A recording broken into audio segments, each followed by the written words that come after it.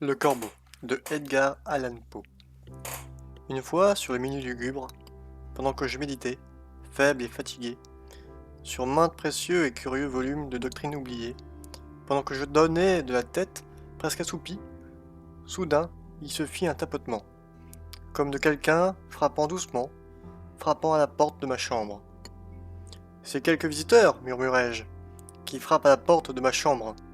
Ce n'est que cela, et rien de plus. Ah, distinctement, je me souviens que c'était dans un glacial décembre, et chaque tison brodait à son tour le plancher du reflet de son agonie. Ardemment, je désirais le matin. En vain m'étais-je efforcé de tirer de mes livres un sursis à ma tristesse pour ma Lénore perdue, pour la précieuse et rayonnante fille que les anges nomment Lénore, et qu'ici, on ne nommera jamais plus.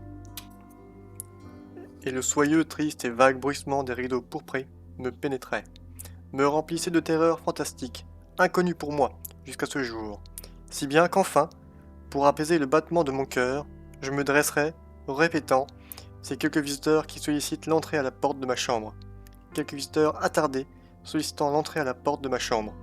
C'est cela même, et rien de plus. Mon âme, en ce moment, se sentit plus forte, n'étant donc pas plus longtemps.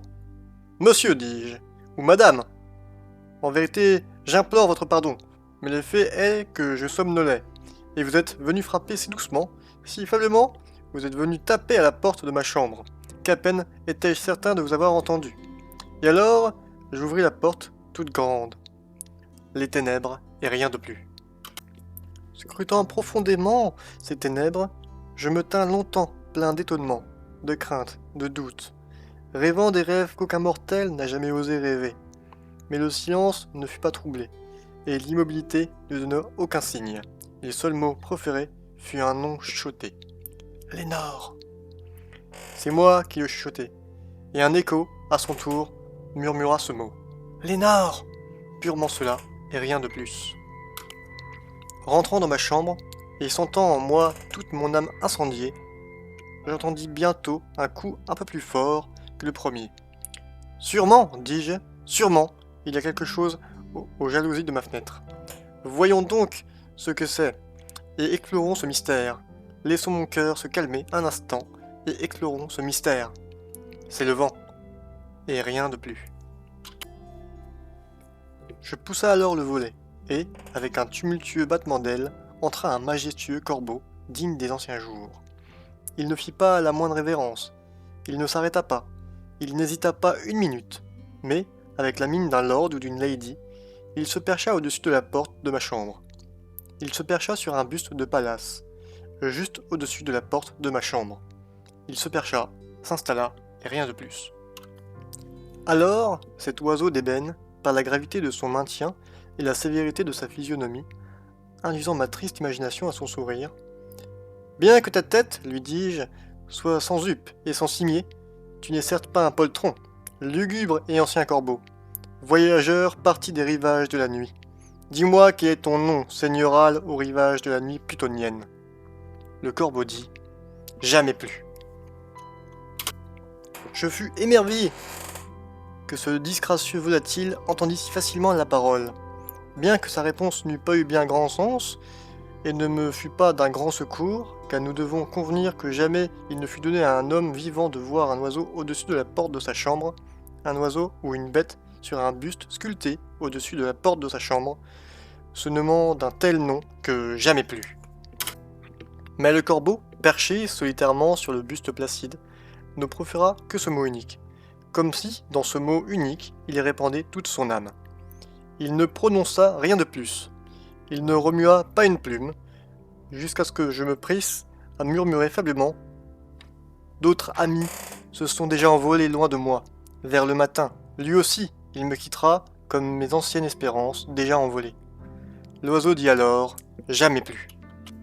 Tressaillant, au bruit de cette réponse jetée avec tant d'à-propos, sans doute, dis-je, ce qu'il prononce est tout son bagage de savoir, qu'il a pris chez quelques maîtres infortunés que le malheur impitoyable a poursuivi ardemment, sans répit, jusqu'à ce que ses chansons n'eussent plus qu'un seul refrain, jusqu'à ce que de profundis de son espérance eût pris ce mélancolique refrain, jamais, jamais plus. Mais le corbeau, induisant encore toute ma triste âme à sourire, je roulai tout de suite un siège à coussin en face de l'oiseau, et du buste, et de la porte. Alors, m'enfonçant dans le velours, je m'appliquai à enchaîner les idées aux idées. Cherchant ce que cet augural oiseau des anciens jours, ce que ce triste, disgracieux, sinistre, maigre et augural oiseau des anciens jours voulait faire entendre en croissant son jamais plus. Je me tenais ainsi, rêvant, conjecturant, mais n'adressant plus une syllabe à l'oiseau, dont les yeux ardents me brûlaient maintenant jusqu'au fond du cœur.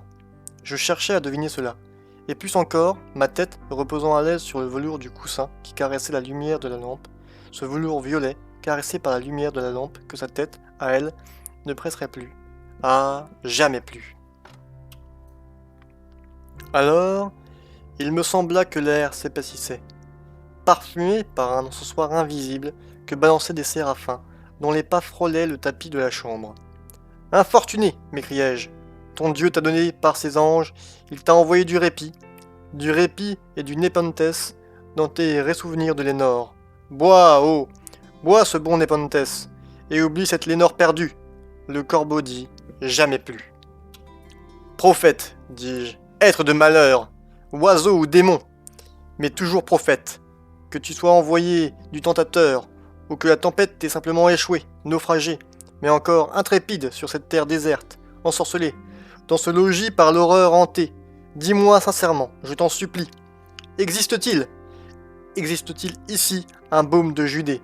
Dis, je t'en supplie. » Le corbeau dit « Jamais plus. »« Prophète, dis-je, être de malheur, oiseau ou démon, toujours prophète, par ce ciel tendu sur nos têtes, par ce Dieu que tous deux nous adorons, dis à cette âme chargée de douleur si, dans le paradis lointain, elle pourra embrasser une fille sainte que les anges nomment Lénore, embrasser une précieuse et rayonnante fille que les anges nomment Lénore. » Le corbeau dit « Jamais plus. »« Que cette parole soit le signal de notre séparation, oiseau ou démon !» hurlai-je en me redressant.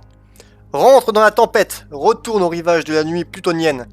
Ne laisse pas ici une seule plume noire comme souvenir du mensonge que ton âme a proféré. Laisse ma solitude inviolée. Quitte ce buste au-dessus de ma porte. Arrache ton bec de mon cœur et précipite ton spectre loin de ma porte. » Le corbeau dit « Jamais plus. » Et le corbeau, immuable, est toujours installé sur le buste pâle de Pallas, juste au-dessus de la porte de ma chambre. Et ses yeux ont toute la semblance des yeux d'un démon qui rêve, et la lumière de la lampe, en ruisselant sur lui, projette son ombre sur le plancher. Et mon âme, hors du cercle de cette ombre qui gît flottante sur le plancher, ne pourra plus s'élever, jamais plus.